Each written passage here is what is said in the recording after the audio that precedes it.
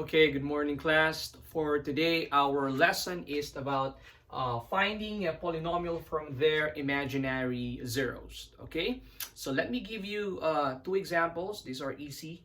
Okay, we have 3i and negative 3i. So what's the polynomial that has roots of 3i and negative 5i? Okay, but before we answer example number one, let's have a quick review of what I is. Okay, so if you remember, I is equal to the square root of negative 1. Since it's a square root, that means it has two roots. One is positive and the other one is negative. It's just so happened that this is negative, the number inside that radical sign. So if you're going to use your calculator and try to compute the square root of negative 1, it will result in an error. But if, say for example, the number inside that radical sign is 4, okay, then we have two possible roots. Those are positive 2 and negative 2. 2 times 2, that will give us positive 4. Similarly, negative 2 times negative 2, that will also give us positive 4. That's why if we have a square root, it has two possible roots. One is positive and the other one is negative. So similarly here, if we have I equals the square root of negative 1, we have, it can be positive, negative square root of negative 1. Okay, so it has two roots. Okay, so let's answer the first example. We have 3i. Now, if you remember the review a while ago, it means our I here is positive and negative square root of negative 1. So we can just separate these two into two. The first one is positive 3i. It doesn't matter if it's negative or positive. It has always two possible roots. One is positive and the other one is negative. Similarly here, our negative 5i, it doesn't matter if it doesn't matter if it's negative or positive. It will always have two possible roots. One is positive and the other one is negative 5i. Okay? So the first thing we will do here is we will equate those two to x. So x equals positive 3i and the other one is x equals negative 3i. Okay? And then we will convert these two into binomials. This is just, I'm going to subtract 3 on both sides here. So this will be x minus 3i. And here, I will add 3i. So I'm just giving you the detail work for this. X plus 3i. Okay? So you know what happens next here. We are dealing here with two binomials, so we'll just multiply them. And since, if you're going to look at this is x minus 3i and then x plus 3i, there is a specific identity or polynomial identity to solve this. If you remember, a plus b times a minus b, that is the same as a square minus b square. Okay? So a, they are the same, identical. B, they are the same, but the signs of b are different. So the other one is positive and the other one is negative. So here our a is x.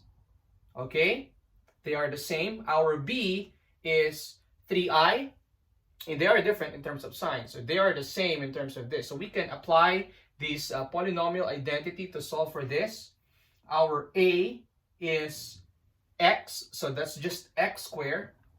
Okay. Our b here is 3i, so it will just be 3i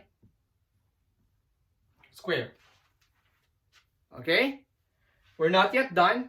We have to distribute this square to both 3 and I. So this will be equal to x squared minus 3 squared I squared. Okay? And then we know the value of 3 squared. What is 3 squared? That is right, it's 9. And what's the value of our I squared? Okay?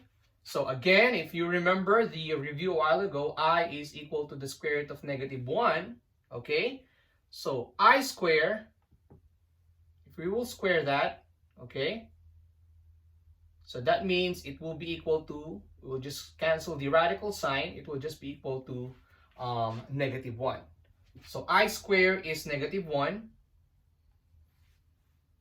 So -9 times -1, that will give us +9. So this is our answer. This is the polynomial that has these roots, 3i. Okay? So let's answer the second example, which is 5i. Okay? I just need to erase this. Okay? So we will convert this into binomials. We have x equals 5i. This one is x equals -5i. So we will subtract 5i on both sides. This will be equal to x minus 5i. Again, I'm just showing you the detailed work for this. Okay, this is 5i. This is positive 5i. You can cancel that. So this will be equal to x plus 5i. Okay. Similarly here, again, we can apply that identity I just erased here a while ago. If you remember that, maybe I can write that here again.